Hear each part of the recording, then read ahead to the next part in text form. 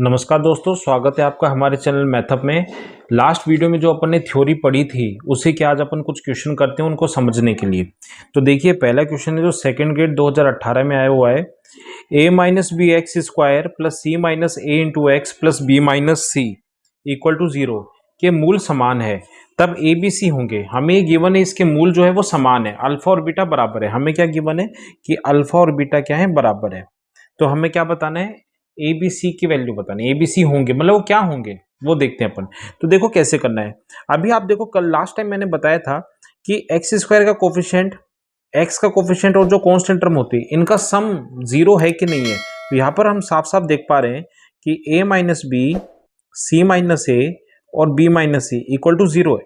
ठीक है, ये देख लीजिए, a से a कैंसिल हो गया, c से c, b से b 0 है। तब यदि if a plus b plus c equal to 0 है, ठीक है, तब जो रूट्स होते हैं उस केस में रूट्स वो क्या होंगे, रूट्स आपके पास होंगे 1 होगा और क्या होगा, c अपॉन a होगा। ये मैंने बताया था। ठीक है, तो अल्फा की वैल्यू क्या हो गई, 1 हो गई। अब रही बात बीटा की, तो बीटा क्या होगा, c अपॉन a। तो c की वैल्यू क्या है, आप देखिए क्वेश्चन में c की वैल्यू क्या है। c कितना है हमारे पास, ये कॉन्स्टेंट टर्म b माइनस सी। तो ये हो गया अपने पास b माइनस सी अपॉन में a। की वैल्यू क्या है, a की वैल्यू हमारे पास a माइनस बी है। ठीक है, अब हमें गिवन क्या है कि ये अल्फा और बीटा दोनों बराबर है, दोनों को बराबर कर लो। ठीक है, तो इक्वल रख लो दोनों को, क्या मिलता है यहाँ पर रख लेते हैं अपन दोनों को इक्वल। तो 1 equal to b minus c upon a minus b. Cross multiply करेंगे तो a minus b equal to b minus c. ठीक है, तो ए, ये सी इधर आ गया, plus c equal to b plus b. तो a plus c equal to 2b। तो यहां से आप समझ पा रहे होंगे कि भाई a प्लस सी अगर 2b है तो इसका मतलब क्या है कि a b c जो है वो समांतर श्रेणी में या फिर अर्थमेटिक प्रोग्रेशन में। ठीक है, तो इस तरीके से ऐसे क्वेश्चन को हम करते हैं। ठीक है, आगे चलिए नेक्स्ट क्वेश्चन देखते हैं। चलिए नेक्स्ट क्वेश्चन देखते हैं।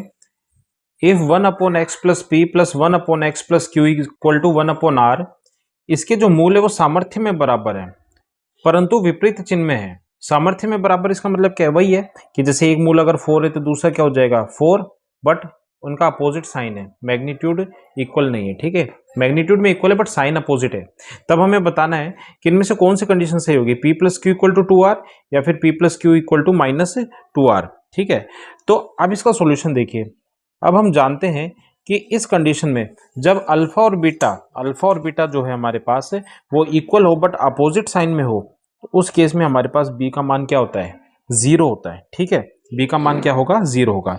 अब हमारे पास जो एक इक्वेशन गिवन है, ठीक है, हमारे पास इक्वेशन है 1 upon x plus p plus 1 upon x plus q is equal to 1 upon r. इसको हम क्वाड्रेटिक फॉर्म में चेंज करेंगे। तो क्वाड्रेटिक फॉर्म में जब हम चेंज करेंगे तो हमारे पास इक्वेशन ऐसे बनेगी। आप कर लेना, वीडियो ज़्यादा लंबा होगा इसलिए मैं इसको शॉर्ट में करवा रहा हूँ।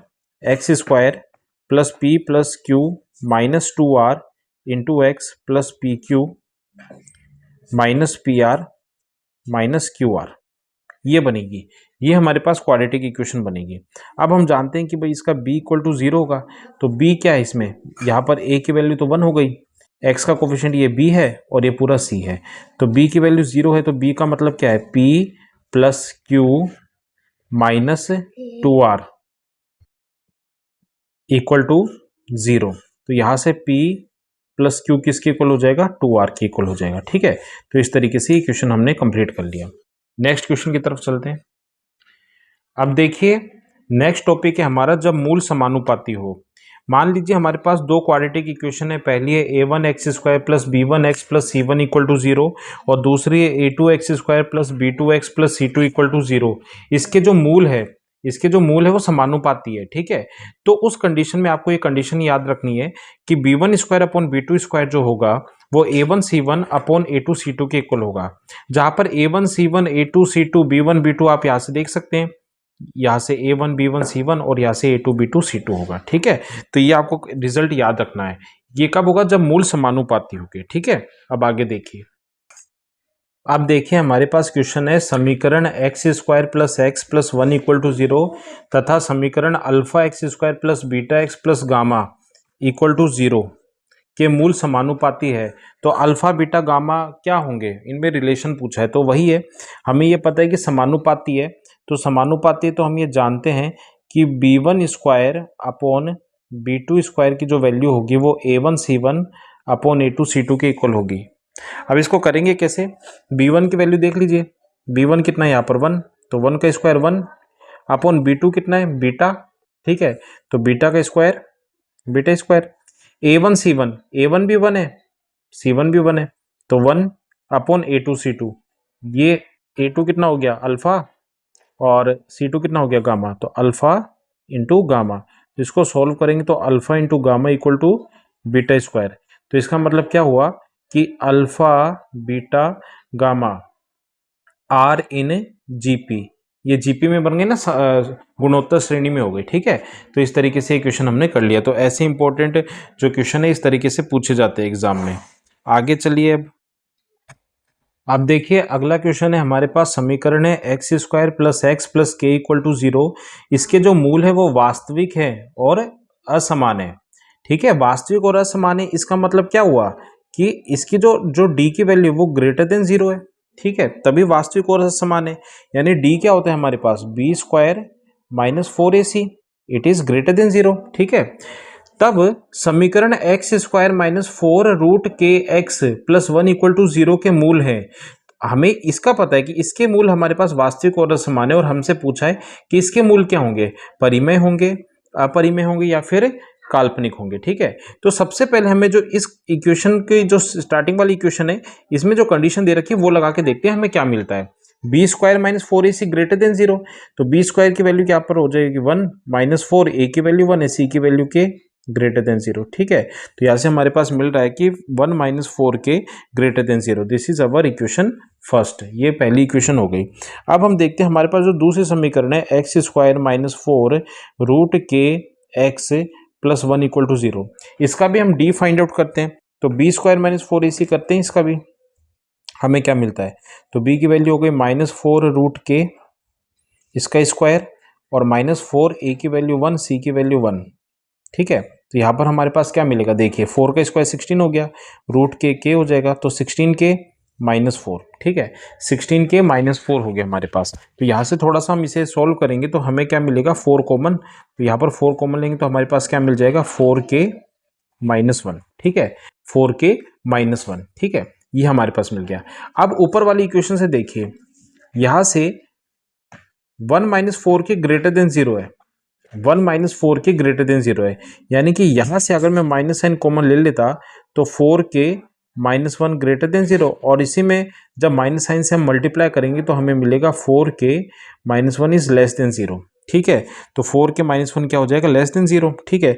तो हमारे पास यहाँ पर इस जो एक्सप्रेशन की वैल्यू है 4 के माइनस 1 वो क्या आ जाएगी, लेस देन 0 आ जाएगी। इसका मतलब ये जो वैल्यू होगी वो हमारे पास लेस देन 0 हो जाएगी, ठीक है। 4 इंटू 4 के माइनस 1 इज ग्रेटर देन हो गया, sorry it is less than 0, it is less than 0। तो अगर लेस देन 0 है तो इसका मतलब क्या हो गया, अगर हमारे पास बी स्क्वायर माइनस 4ac की वैल्यू लेस देन 0 आती है तो यहाँ पर मूल कैसे होते हैं, काल्पनिक होते हैं, ठीक है। तो ये काल्पनिक हो गया, इमेजनरी रूट्स होंगे, क्या होंगे, इमेजनरी, ठीक है। एक बार फिर से समझ लीजिए, यहाँ पर अपने पास गिवन है डी ग्रेटर देन 0, तो हमने b square minus 4ac greater than 0 किया, तो यहाँ से हमारे पास आया 1 माइनस 4 के ग्रेटर देन 0, 1 माइनस 4 के ग्रेटर देन 0 है। इसका मतलब ये हुआ कि यहाँ से अगर मैं माइनस साइन से मल्टीप्लाई कर दूं तो 4 के minus 1 is less than 0, sorry 4 के माइनस 1 इज लेस देन 0, ठीक है। और यहाँ पर जब हमने सेकंड इक्वेशन थे इसके रूट्स फाइंड आउट करने के लिए हमने बी स्क्वायर माइनस 4ac की कंडीशन लगाई, तो हमारे पास मिला 16 माइनस 4 के, यहाँ से 4 कॉमन ले लिया तो हमारे पास क्या मिला 4 के माइनस 1। अब ये 4 जो है ये तो पॉजिटिव है, ये 4 पॉजिटिव है, पर हमें ये पता है कि ये जो एक्सप्रेशन ये नेगेटिव है। अब हम जानते हैं एक पॉजिटिव का एक नेगेटिव से मल्टीप्लाई करेंगे तो हमें क्या मिलेगा, नेगेटिव मिलेगा। तो नेगेटिव मिला, इसका मतलब क्या हो गया, ये जो कंप्लीट एक्सप्रेशन है हमें नेगेटिव वैल्यू देगा, लेस देन 0 है। और अगर बी स्क्वायर माइनस 4ac हमारे पास नेगेटिव आता है, इसका मतलब ये हो गया कि यहाँ पर इसके जो मूल होंगे वो काल्पनिक होंगे, यानी इमेजनरी रूट्स होंगे, ठीक है। आगे के वीडियो में आगे के कंसेप्ट पढ़ेंगे क्वाड्रेटिक इक्वेशन से रिलेटेड। हमारे पुराने वीडियो भी आप देखते रहिए जिससे कि आप आपको एक कंटिन्यूटी मिलती रहेगी कि कोई भी टॉपिक आपका मिस नहीं होगा। ऐसी और वीडियो के लिए हमारे चैनल को सब्सक्राइब कीजिए, लाइक कीजिए। धन्यवाद।